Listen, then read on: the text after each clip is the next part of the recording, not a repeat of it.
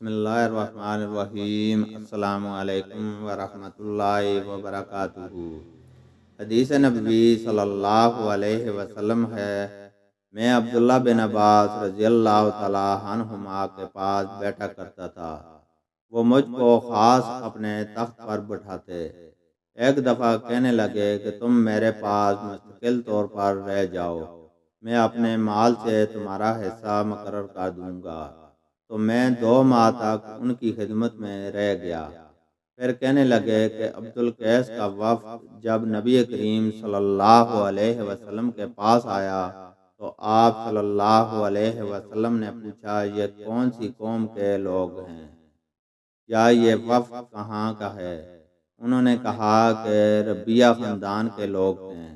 آپ صلی اللہ علیہ وسلم نے فرمایا، مرحبا اس قوم کو یا اس وفد کو، نہ ذلیل ہونے والے نہ شرمندہ ہونے والے، یعنی ان کا آنا بہت خوب ہے۔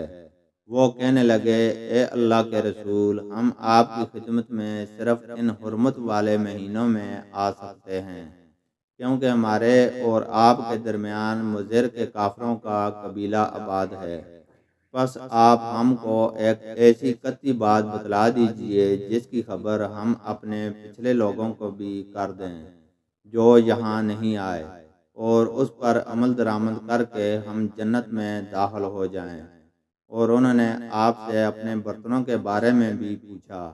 آپ صلی اللہ علیہ وسلم نے ان کو 4 باتوں کا حکم دیا اور 4 قسم کے برتنوں کو استعمال میں لانے سے منع فرمایا، اور ان کو حکم دیا کہ ایک اکیلے اللہ پر ایمان لاؤ۔ پھر آپ صلی اللہ علیہ وسلم نے پوچھا کہ جانتے ہو ایک اکیلے اللہ پر ایمان لانے کا مطلب کیا ہے؟ انہوں نے کہا، اللہ اور اس کے رسول ہی کو معلوم ہے۔